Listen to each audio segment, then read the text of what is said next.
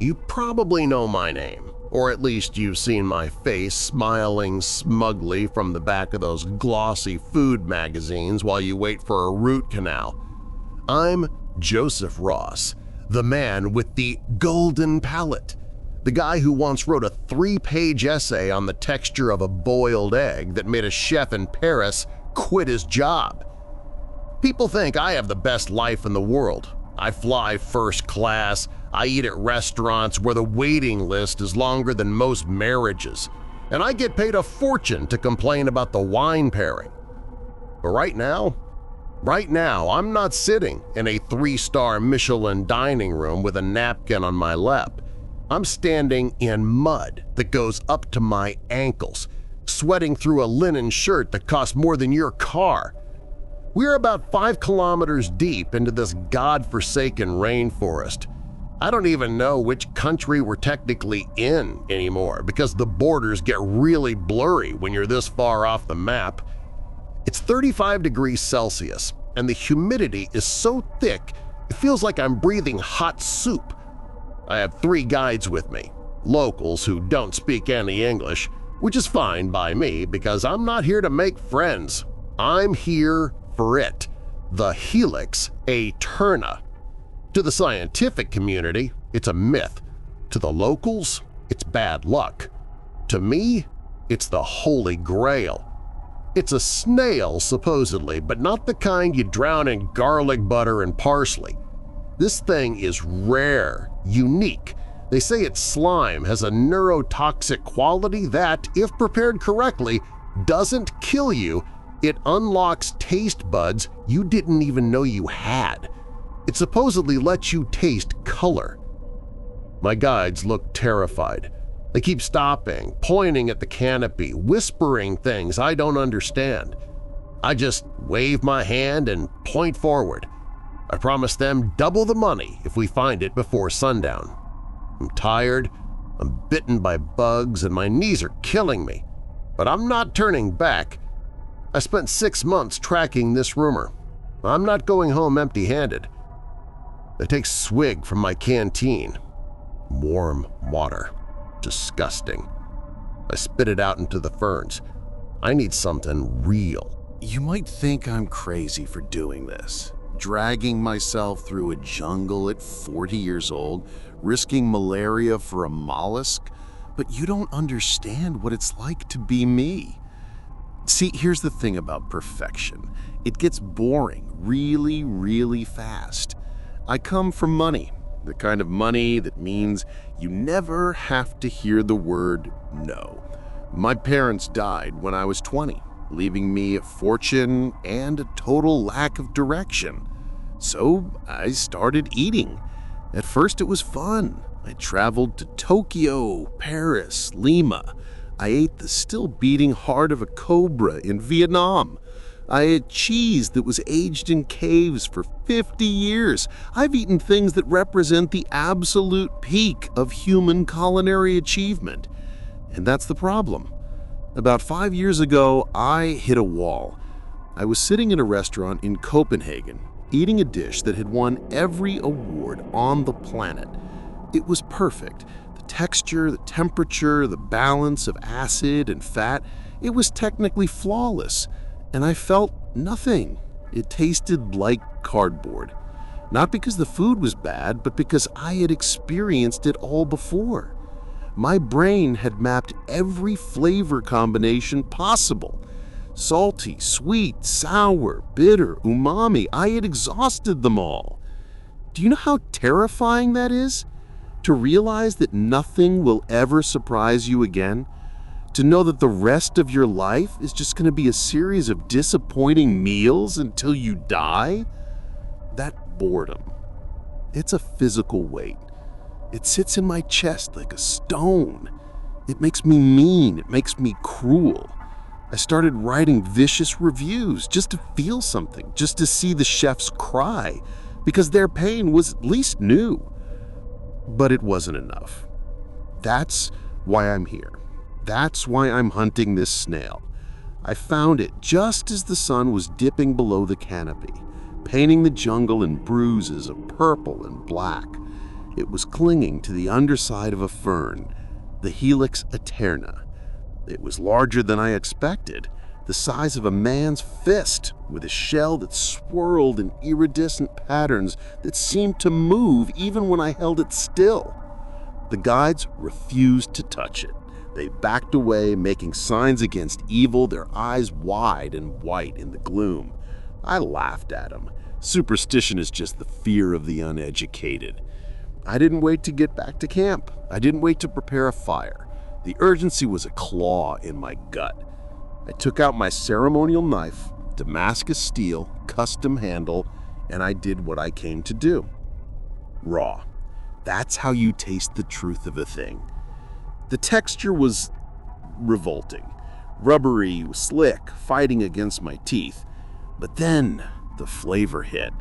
It wasn't like food. It was like an electric shock to the tongue. It tasted like copper, like ozone, like the smell of the air right before a tornado touches down. It was violent. It was aggressive. It was the most incredible thing I had ever put in my mouth. For about 30 seconds, I was a god. I could feel every nerve ending in my body singing. Then the singing turned into a scream. My stomach cramped so hard I dropped to my knees in the mud. It wasn't just nausea. It felt like my insides were trying to untie themselves. The world tilted on its axis. The trees began to elongate, stretching up like prison bars. The sound of the jungle, the insects, the birds became a deafening roar like a jet engine inside my skull. I tried to call out to the guides, but my tongue felt too big for my mouth. My vision tunneled. The last thing I saw was the mud rushing up to meet my face. And the last thing I thought was, at least it wasn't bland. Waking up wasn't like waking up. It was more like being poured back into a container that didn't fit. I didn't open my eyes immediately. I couldn't. I felt exposed. That's the only word for it. Imagine having a sunburn, the kind that blisters, and then having someone drag sandpaper across it. Now imagine that sensation is over every single millimeter of your body. The air itself hurt. A gentle breeze felt like a knife slash. The humidity, which I had complained about earlier, was now the only thing keeping me from feeling like I was burning alive. I tried to stand up. I couldn't. My legs weren't there. I don't mean they were numb. I mean the neural pathways that told me how to bend a knee or flex a foot were just gone. Instead, there was a vast, undulating muscle underneath me. A foot? No, a soul. A massive, wet soul. I forced my eyes open, or what I thought were my eyes. My vision was split, disjointed. I wasn't seeing the jungle from 6 feet up. I was seeing the individual grains of dirt. I was seeing the intricate veins of a rotting leaf 2 centimeters from my face. I tried to scream, but no sound came out, just a wet, rasping noise. I looked down, or I tried to. My field of vision swiveled on stalks. I saw my body. It was gray. It was glistening with a thick, viscous mucus, and on my back a crushing weight, a spiral prison. I wasn't a man anymore. I was meat, soft, unprotected, vulnerable meat, dragging a house of bone on my back. The horror wasn't immediate. It was a slow, creeping freeze. I was trapped in this impossible biology, fully conscious, fully Joseph, but reduced to a smear of slime on the jungle floor. Denial is a powerful drug. For the first hour, or maybe it was days, time felt slippery now. I convinced myself this was a hallucination. The neurotoxin. It had to be. I was lying in a hospital somewhere, tripping out of my mind. But the pain was too specific. The way the sharp edge of a pebble sliced into my underbelly as I dragged myself forward, that was too real for a dream. Hunger clawed at me, not the gourmet hunger I used to cultivate, but a desperate animal need. I smelled something sweet, something rotting. To my old nose, it would have been repulsive. To this body, it was ambrosia, bioluminescent fungus, glowing faintly blue in the twilight. I needed it. I began the agonizing process of inching toward it. Contract, extend, slide, pain. Contract, extend, slide, pain. It was humiliating. The great Joseph Ross, reduced to licking fungus off a log. I was halfway there when the ground shook. To you it would have been a footstep. To me was an earthquake. Thud, thud. Vibrations rippled through my slime, sending shockwaves of nausea through me. Something huge was coming. I froze. My instincts, new, terrified instincts, screamed at me to retract, to hide in my shell. But I couldn't look away. Through the ferns, a pair of boots appeared. Expensive leather. Italian. Custom made for trekking, but styled for the runway. I knew those boots. I had bought them in Milan 3 years ago. My eye stalks swiveled up past the khaki trousers, up past the linen shirt, sweat-stained and expensive, up to the face. It was me. Not me as I am now, me as I was. The Joseph of yesterday, the Joseph of 5 days ago. The timeline was broken. He stood there, towering over the clearing like a titan. He looked tired, angry, and arrogant. He was wiping sweat from his forehead with a monogrammed handkerchief. And then he stopped. He looked down. He looked right at me. He didn't see me, though. He didn't see the terror in the way my eye stalks trembled. He didn't see a human soul trapped in a grotesque shell. He saw an ingredient. His eyes, my eyes, lit up with that predatory gleam I knew so well. It was the look I gave a waiter when the main course finally arrived. Finally, the giant boomed, his voice thunderous, shaking the leaves around me. There you are. He reached for his belt. He pulled out the Damascus steel knife. I tried to scream. I tried to shout, "Stop! It's me! You idiot! It's you!" But all I did was bubble. He took a step closer, his shadow swallowing my entire world. I had spent my whole life hunting for the perfect taste, and now I was about to find out exactly what it feels like to be the main course. You have no idea how hot a human hand is. When I reached down, it wasn't like being touched. It was like being wrapped in a scorching, dry blanket. The ridges of his fingerprints felt like tire tracks grinding against my sensitive skin. I felt the calluses, rough as sandpaper, scraping against the mucus that was my only protection. The world lurched. Gravity reversed. I was hoisted into the air, spinning sickeningly. I tried to retreat into my shell, jamming my soft, fluid body into the tight spiral of bone. But there was nowhere deep enough to go.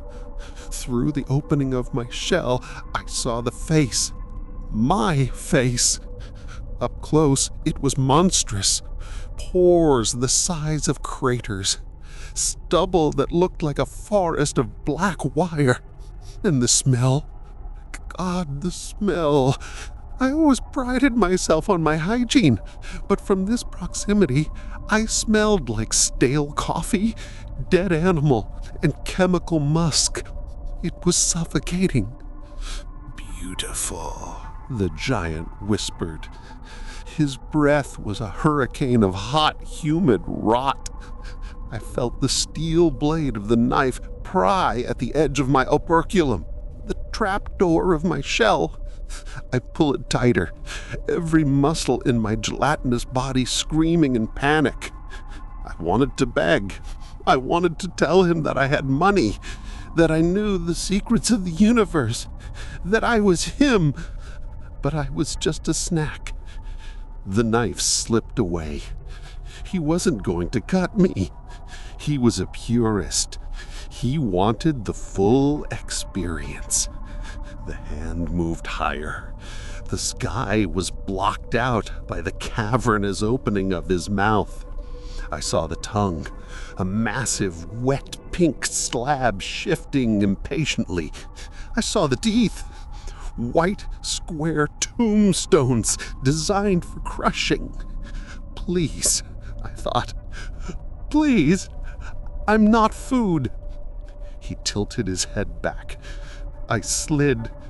I hit the tongue with a wet slap.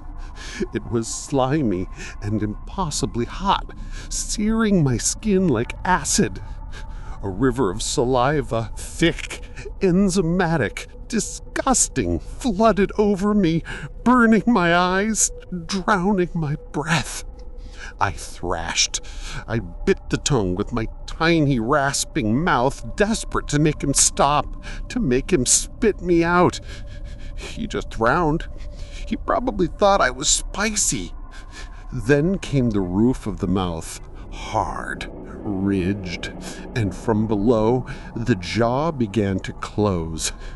The pressure was absolute. It wasn't pain at first. It was just math. His jaw strength against my shell's structural integrity. I heard the crack before I felt it, a sound like a gunshot inside a cathedral. My home shattered. Shards of calcium drove into my soft flesh. And then the teeth met the meat. It wasn't a quick death.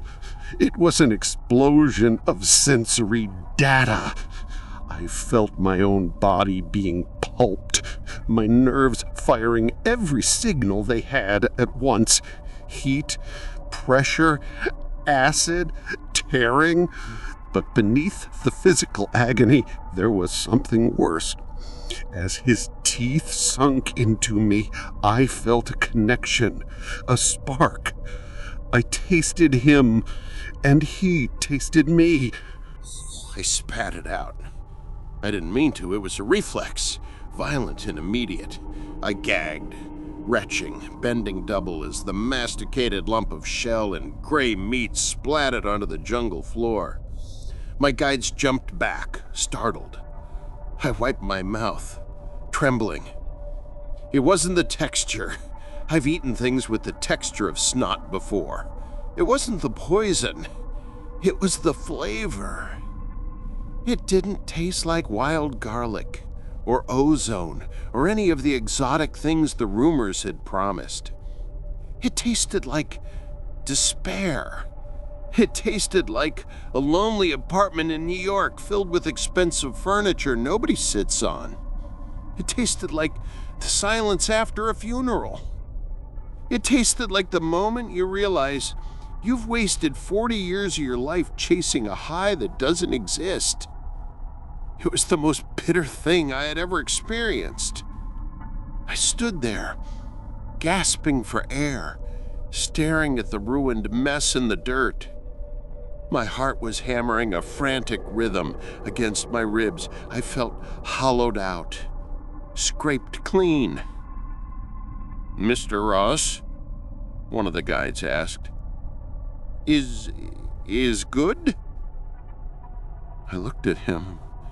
I looked at the jungle, which suddenly seemed just like a bunch of wet trees.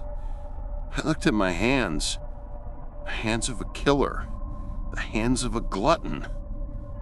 "No," I croaked. My voice sounded thin like wind blowing through a dead valley. "No, it's finished." I left the jungle that day. I left the guides. I left the equipment. I flew back to civilization, back to my penthouse, back to my awards. But I never ate again. Not really. I put food in my mouth, I chew, I swallow. But there's no joy, there's no spark. Every truffle, every vintage wine, every perfectly seared steak, it all just tastes like ash. Because underneath it all, I can still taste that snail. I can still feel the phantom sensation of a shell cracking between my teeth. And in the quiet moments, right before I fall asleep, I can feel the ghost of a scream trapped in my throat. A scream that isn't mine, but belongs to something small, slimy, and infinitely sad. I just wanted to live. And they hunted myself down, and I won. And now, I am starving to death. You know that feeling when your stomach growls so loud you're scared the person next to you can hear it? That's my favorite sound in the world. It means I'm winning. It's 3:42 a.m. right now. I'm the only one left in practice room B at the agency. The air in here is gross. It smells like old sweat, floor wax, and that weird chemical lemon cleaner the janitors use. But I practically live here. The mirrors cover every single wall, floor to ceiling. You can't hide in here. There is literally nowhere to look where you don't see yourself. I'm staring at my thighs in the reflection. Again, I pinch the skin right above my knee. There's too much of it. I know normal people would say I'm crazy, that I'm skin and bones, but they don't have cameras pointing at them in 4K resolution. They don't know that the camera adds 5 kilograms. And in this industry, 5 kilograms is the difference between being a star and being a blurred out background dancer. My name is Melina, and if everything goes according to plan, my plan, I'm going to be the center of the new girl group debuting next month. Center. That means the most screen time, the most lines, the most eyes on me. But to be the center, you have to be perfect. Not pretty good, not talented, perfect. I take a sip of water. Room temperature. Cold water shocks the body and makes you bloated. At least that's what a trainee forum said, and I'm not risking it. I've been dancing the same routine for 6 hours straight. My legs are shaking so bad they feel like jelly, but I can't stop. The monthly evaluation is in 2 days. The director is going to be there. He has eyes like a hawk. If my arm is 1 centimeter too low, he sees it. If my waist looks a millimeter wider than it did last week, he sees it. I pull my shirt up to check my ribs. I can count them, but they aren't sharp enough yet. I just need to work harder. I just need to be lighter. Gravity is the enemy. If I weigh less, I can jump higher. I can move faster. I can disappear into the music until I'm nothing but light and rhythm. That's the goal, to take up as little space as possible while making the biggest impact. People ask why I'm like this, why I weigh my almonds, why I chew ice cubes for dinner. It's because I remember what it feels like to be the punchline. It happened a year ago at the Winter Showcase. It was supposed to be my big break. I was 18, talented, and stupidly confident. I thought my dancing would speak for itself. I was wearing this white outfit, shorts, and a crop top. I felt good. Then we did the interview segment on stage. The host handed the mic to Jason. You know him, right? Everyone knows him. He's the nation's boyfriend, the senior idol everyone worships. He was standing right next to me. He looked at me, looked me up and down, and then laughed into the microphone. "Wow," he said, flashing that famous smile. "Melina really stands out, doesn't she? She looks like she ate the other members for lunch." The audience roared. Thousands of people laughing at me. I stood there, frozen, with a plastic smile glued to my face, while inside, I was dying. I wanted the stage floor to open up and swallow me whole. Later that night, I made the mistake of checking social media. The clips were everywhere. The comments were worse. "Pig. Thunder thighs. How can she be an idol looking like that? She's ruining the visual balance of the group." I scrolled until my eyes burned. Every comment was a knife, and the worst part, I believed them. They were right. I was disgusting. I had let myself go. I had let a little bit of puberty, a little bit of womanhood, ruin everything I had worked for since I was 5 years old. That night, I made a promise to myself in the bathroom mirror, wiping mascara off my cheeks. I promised I would never, ever let anyone laugh at me again. I would sculpt myself into something hard and undeniable. I would cut away every soft part of me until there was nothing to ridicule. So now, when my stomach screams, I smile. It's not pain, it's just the feeling of the fat dying, and I need it all to die before the debut. I check the clock. 3:55 a.m. 5 more minutes, just 5 more minutes, and then I'll weigh myself. If the number isn't lower than yesterday, I'm not going home. The ultimatum came on Tuesday. The director didn't yell. He didn't even look angry. He just tapped his pen on my profile sheet and said, "Melina, your visuals are lagging. Drop 3 kilograms by the final lineup selection, or we're cutting you. We have plenty of other girls who want this." 3 kilograms. In a week. It was impossible. I was already running on fumes.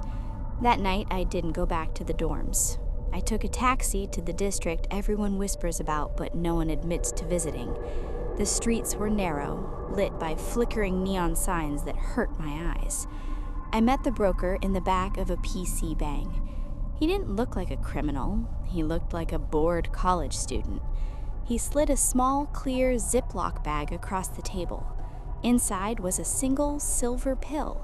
No label, no instructions, just smooth, seamless metal.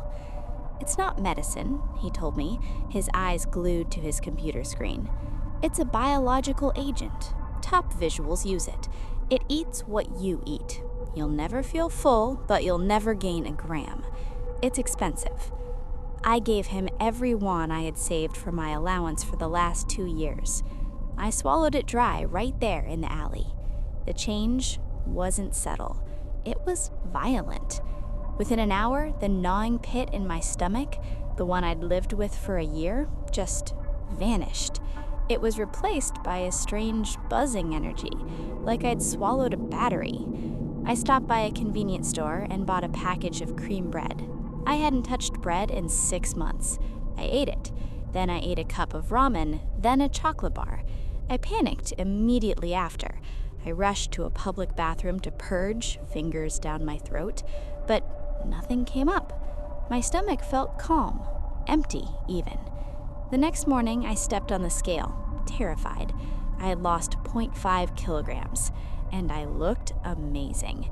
My skin, usually gray and dry from dehydration, was glowing. My hair felt thicker. The dark circles under my eyes were gone. It was a miracle.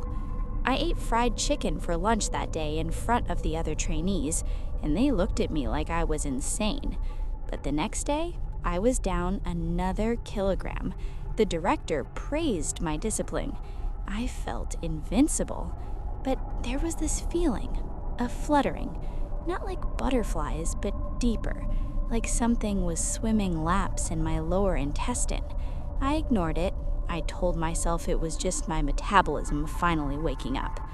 It's been 4 days since I took the pill. I've lost 4 kilograms. I'm thinner than I was when I was 12. I was in the shower after practice tonight, washing off the sweat. The water was hot, steaming up the glass. I felt good, strong. I looked down at my stomach. It was flat, concave even, the hip bones jetting out sharp enough to cut. I ran my soapy hand over my abdomen. That's when I felt something. It wasn't a muscle spasm, it was distinct, a hard, rolling sensation under my skin, right above my navel. It moved from the left side to the right, slow and deliberate. I froze, water beating down on my back. I pressed my fingers into the spot. Something pressed back. I gasped and pulled my hand away. I stared at my stomach, holding my breath. For a second, nothing. Then I saw it. A ridge, about as thick as a garden hose, rose up against the inside of my skin. It slithered across my belly, pushing my flesh out, distorting my silhouette. It looked like a snake was trapped inside me, trying to find a comfortable position. It didn't hurt. That was the scariest part. It felt numb, like when your foot falls asleep, but deep inside my guts.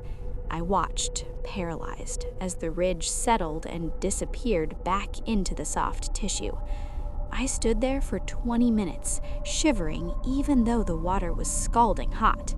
I told myself it was gas, just extreme digestion, just the body rearranging itself because I was losing weight so fast. But gas doesn't feel solid. Gas doesn't feel wet. I couldn't sleep. Every time I closed my eyes, I felt that slithering. I tried to find the broker's number on my phone, but the contact was gone, deleted. I tried to Google the description of the silver pill, but all I found were sketchy forums about diet supplements that cause heart attacks. Nothing about things moving inside you. I sat in the kitchen of the dorm, the only light coming from the open refrigerator. I wasn't hungry. I hadn't been hungry since Tuesday, but my body was screaming for food. My hands were shaking, not from weakness, but from a need I couldn't control. I grabbed a tub of leftover kimchi stew, cold. I ate it straight from the container, then rice, then a block of tofu. As I swallowed, I felt it again.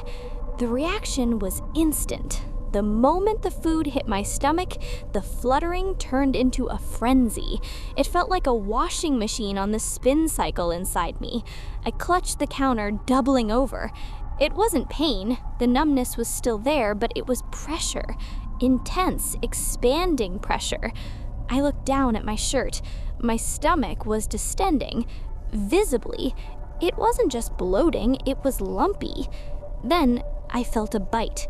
It was dull, muffled by whatever toxin this thing was releasing, but I felt the distinct sensation of teeth scraping against the inside of me, not chewing the food, chewing me.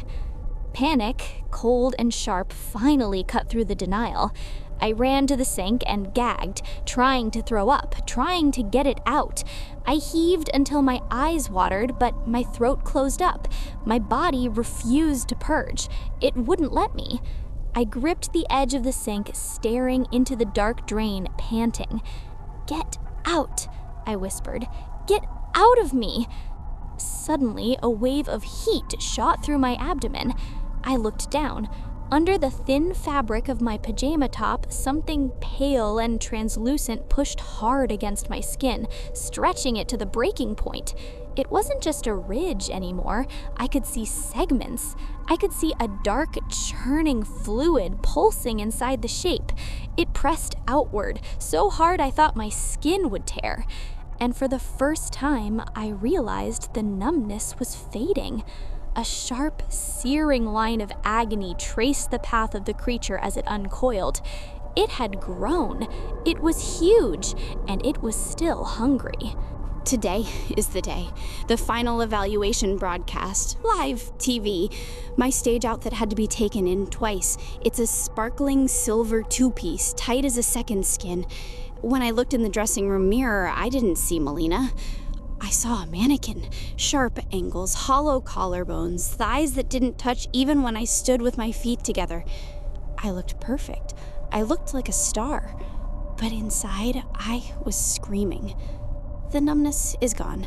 Whatever toxin the gormom was using to keep me quiet, it's worn off. My stomach feels like it's filled with broken glass and boiling water. But I can't stop now. The cameras are rolling. The red on-air light is glowing like a demon's eye. The music starts. Heavy bass, fast tempo. I hit the first beat. Snap. My body moves on autopilot. Muscle memory is a powerful thing.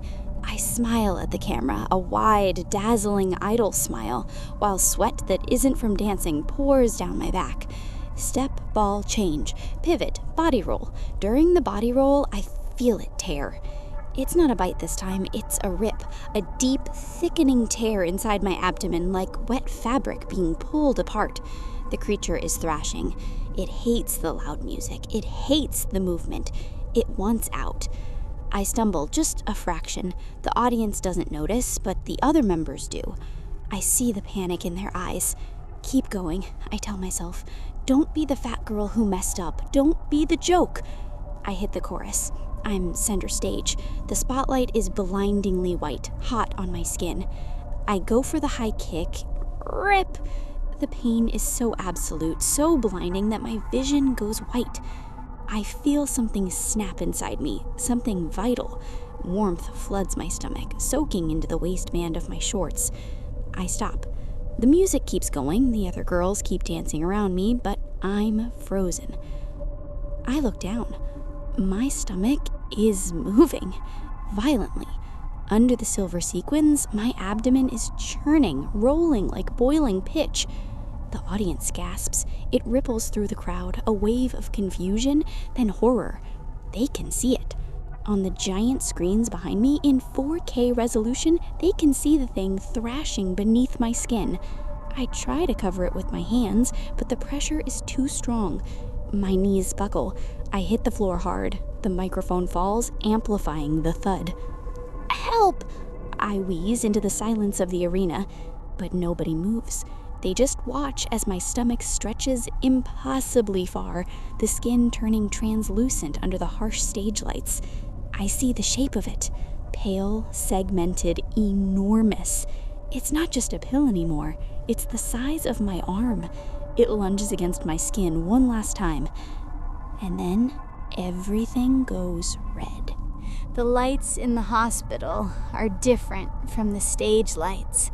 They're colder, blue-white. I can't feel my legs. I can't feel my arms. I'm floating. There are doctors everywhere.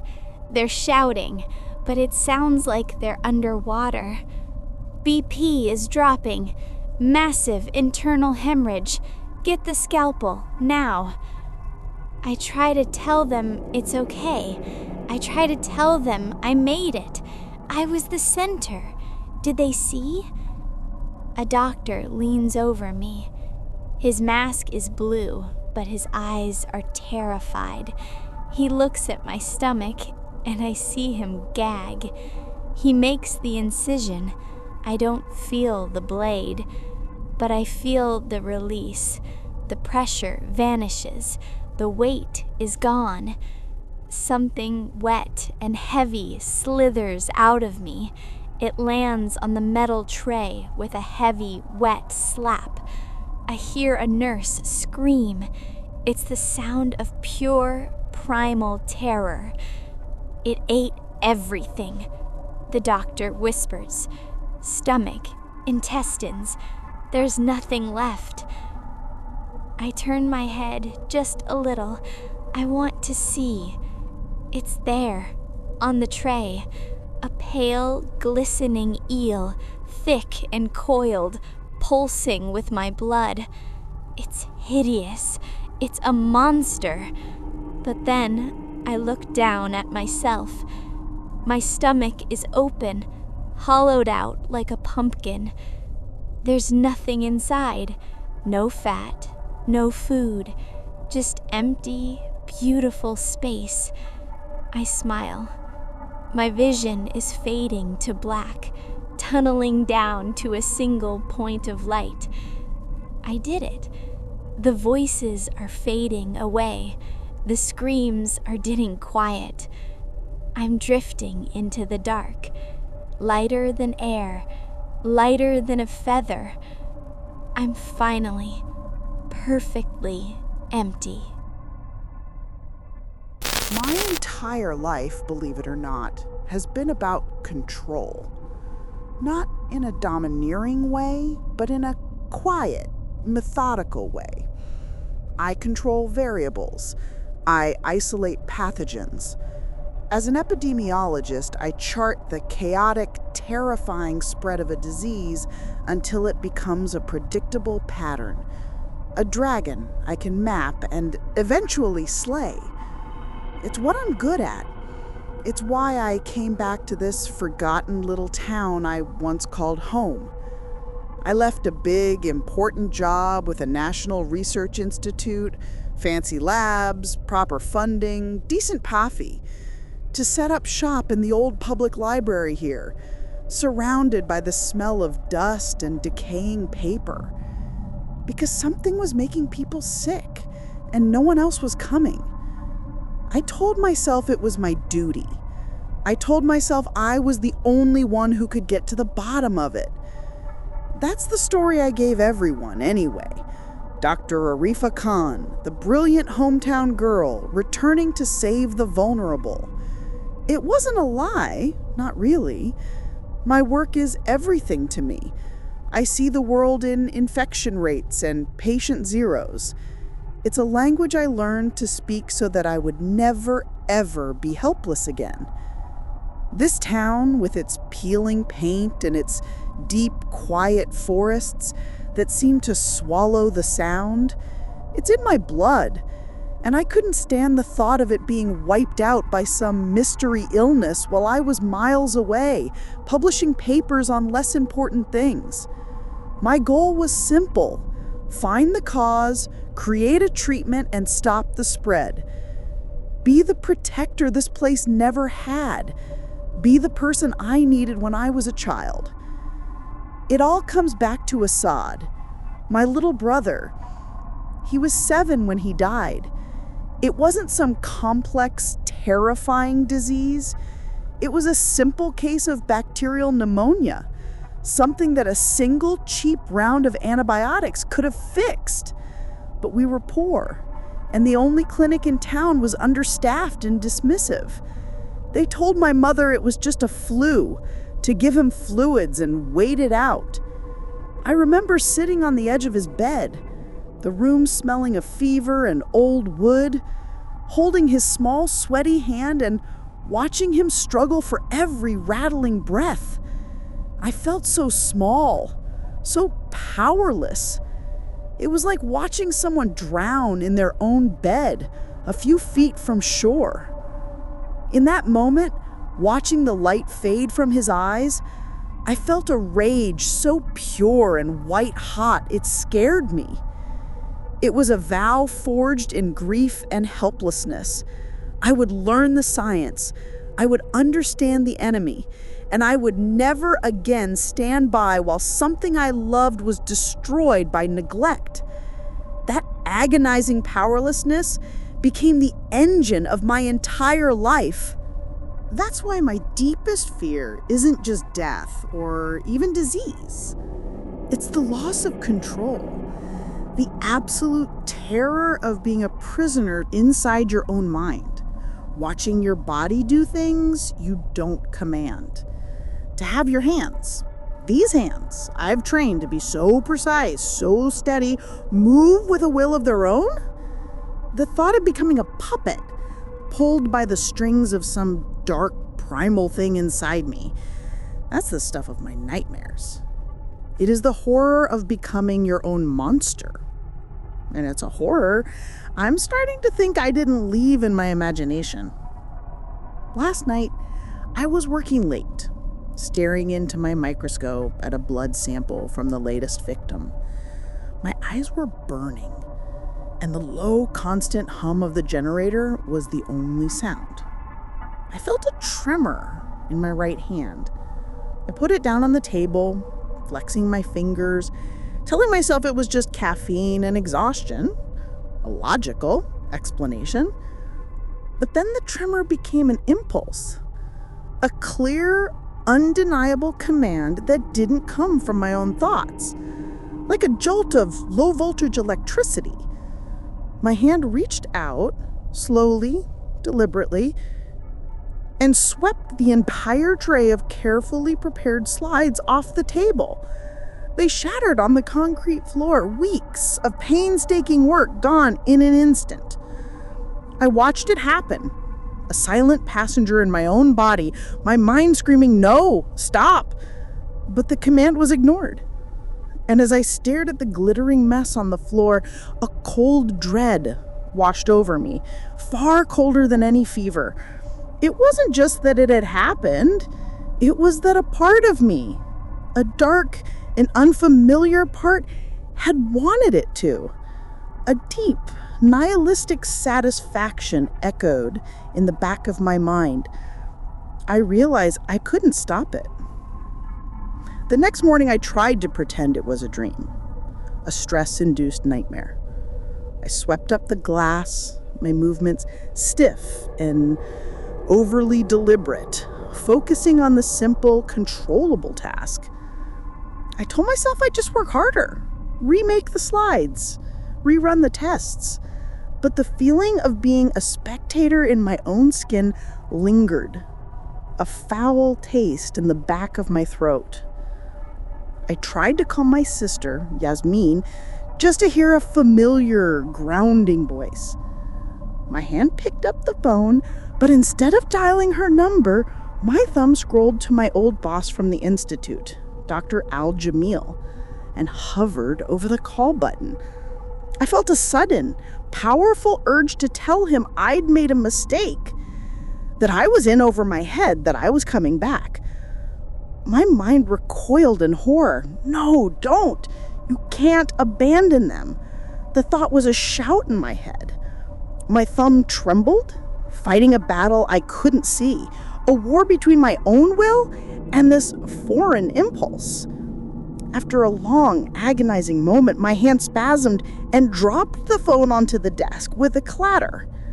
I stared at my own palm, at the faint lines and calluses, and it felt like I was looking at a stranger who wanted to run. A coward. I needed to see my family, not just for comfort, but to prove to myself that the world outside my lab was still normal, that this was a problem contained within my own exhausted mind. My mom was out for her weekly grocery run, but Yasmin was home from her classes at the community college. I found her in the kitchen, and the sterile, scientific part of my brain immediately started cataloging symptoms. She was gaunt, the skin stretched tight over her cheekbones, and her eyes, her bright laughing eyes, were hollow and dark. She was staring at a bowl of uncooked rice on the counter, her body unnaturally still. "Yasmin?" I said, my voice softer than I intended. Her head snapped toward me, a jerky, disjointed movement that made my stomach clench. And then I saw it. Her hand, moving with that same slow, deliberate alien purpose as mine had the night before, reached into the bowl. She brought a handful of hard, dry grains to her mouth and began to chew, the sharp, unnatural crunching sound echoing in the silent kitchen. But her face was a mask of pure terror. Tears were streaming from her wide, unblinking eyes as her own body forced her to eat. She was in there, trapped, a prisoner at her own table. My training, my entire life's work screamed at me to act. This wasn't some vague town-wide sickness anymore. This was my sister. This was Assad all over again. I lunged forward and grabbed her wrist, trying to pull her hand away from her mouth. "Yasmin, stop! Stop it!"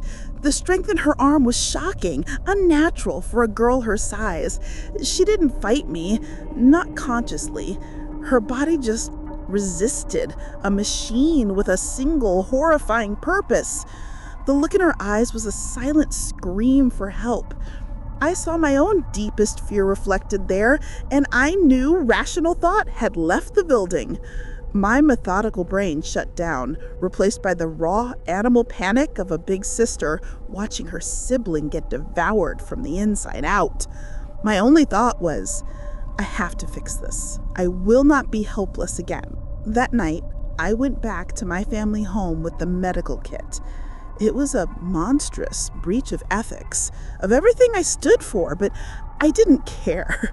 I was an epidemiologist, yes, but first, I was her sister.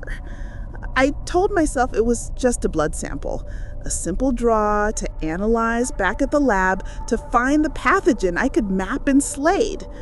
Yasmin was asleep, her breathing shallow, her face still etched with that silent terror even in slumber. The house was quiet. I crept into her room, the syringe feeling cold and alien in my hand. I knelt by her bed, my heart hammering against my ribs. I found the vein in her arm, my movements practiced and sure, a small island of control in a sea of chaos. But as the needle was about to break the skin, her eyes snapped open. They weren't her eyes anymore. They were wide, black, and utterly primal. In one impossible, fluid motion that defied the jerky awkwardness from before, her body coiled and sprang. Her hand, not the trembling hand of a sick girl, but the iron-hard grip of a predator, shot out and clamped around my throat. I was thrown backward, my head hitting the floor with a sickening crack. Pinned beneath me, I wasn't looking at my sister. I was looking at a puppet, its strings pulled by an insatiable hunger, its face frozen in the horror of its own actions. And the conscious part of her, the real Yasmin, was in her eyes, crying, screaming, begging me for help as her own hands tightened their grip, ready to kill. Air became a luxury. My vision started to tunnel, the edges turning a fuzzy, sparkling gray. But the true horror wasn't the suffocation. It was the view. I was staring directly into my sister's soul, a terrified prisoner watching me die at her own hands. I saw every flicker of her agony, her silent, desperate pleas.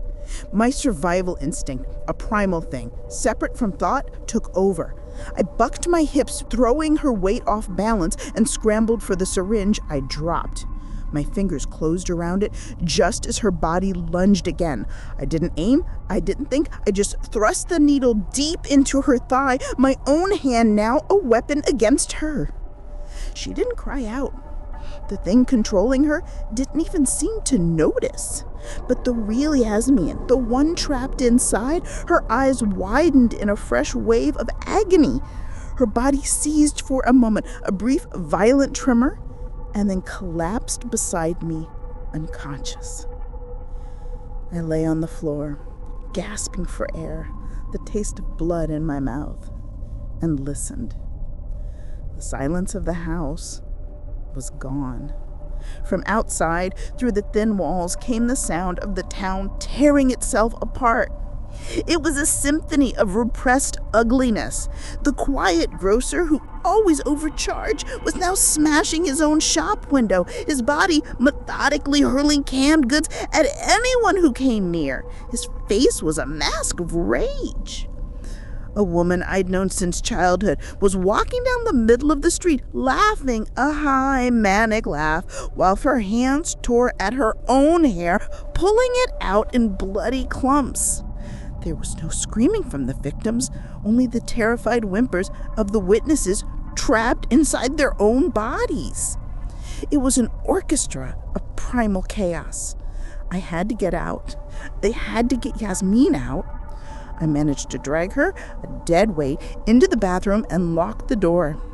For hours, I just sat there on the cold tile, listening to the cacophony, my scientific mind trying to piece together a puzzle whose pieces were soaked in blood and madness. Then a new sound cut through the chaos. A low, steady drone, growing louder. Hope, fierce and desperate, flared in my chest. Planes! Someone had seen. Someone was coming to help. I scrambled to the small bathroom window. 3 large, unmarked cargo planes flew in low formation over the town, sleek and gray. It didn't matter. They were here. We were saved. A fine, almost invisible mist began to drift down from their wings, shimmering in the oppressive afternoon sun. People in the street below stopped their violent, disjointed movements. They looked up, their puppet bodies frozen, their trapped eyes wide with the same desperate hope I felt. But I knew better. My blood ran cold. I recognized the aerosol delivery system from my time at the Institute. It was a method used for the rapid, wide-scale deployment of not a cure. The mist settled over the market square. And then the silence came. It was sudden, absolute. One moment the air was filled with anarchy. The next as if the world's sound had been switched off. Every person in the street below simply stopped. Then, like marionettes whose strings had been simultaneously snipped, they fell. They didn't crumple or stagger. They just dropped. One moment standing, the next a heap of limbs on the dusty ground. No convulsions, no final screams. Just a clean and efficient and utterly silent extermination. The government had sent a cure. They had sent an eraser. I felt nothing. The part of me that could feel horror or grief had been scoured clean. I was a hollow shell, filled only with a terrible crystalline understanding. I stumbled out of the bathroom. The house was still. Yasmin was standing by the bedroom window, her back to me. She was perfectly still. Yasmin, my voice was a dry rasp. She turned, and for a glorious, heart-shattering moment, it was her. The virus, the hunger, the puppet master, it was all gone. Her eyes were clear, lucid. They were the eyes of the little sister I had promised to protect. And they were filled with a terror so profound, it would haunt me for the rest of my days. She knew what was happening. She saw the bodies in the street. She looked at me, her mouth opening to say my name. But no sound came out. Her body went rigid. The life, the fear, the love, it all just vanished from her face, leaving a blank, empty mask.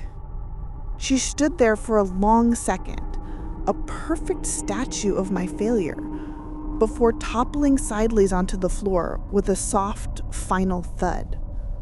I didn't move. I just stood there, watching the red dust from the street begin to settle on her still form. And I knew why I hadn't been affected by the aerosol. My security clearance, the standard inoculations I'd received at the Institute for working with weaponized bioagents. I was immune. This wasn't a tragedy I was a part of. It was an experiment I was designed to witness. My idealism, my fierce need to protect, my vow at my brother's bedside, it was all just a variable they had counted on. They needed someone with my skills on the ground, someone who would try to solve the puzzle, someone who would document the vector and the transmission, someone who would confirm the efficacy of their monstrous creation. I was not a doctor. I was the final page in their lab report. Now, silence is the only language this town speaks. I walk the streets alone, a ghost in a city of the dead. The sun beats down, baking the vibrant colors of the market stalls into faded, muted pastels. A fine layer of red dust covers everything. The overturned carts, the scattered produce, the bodies that lie where they fell. They look like sleeping children, their faces peaceful in a way they never were while the virus had them. I am the sole survivor. But survival is not a victory. It is a curse. It is my prison. My entire life was a reaction to that moment of agonizing helplessness beside my brother's bed. I built a fortress of knowledge, of control, all to ensure I would never be that powerless little girl again. And what was the result? I was forced to watch my sister die, just as helpless as before. My deepest fear was of becoming a puppet. And in the end, that is exactly what I became. Not to a virus, but to a system so cold it used my own soul against me. They pulled my strings, manipulated my grief, and turned my driving purpose into the instrument of my damnation. They left me alive, a conscious mind trapped in a body that is forced to walk these silent streets, forced to see, forced to remember. My freedom to die with them was taken from me. I have lost all sovereignty. I am a puppet whose strings were cut, left to stand alone on an empty stage after the final horrific act. And I can't stop. I can't stop walking. I can't stop seeing. I can't stop remembering.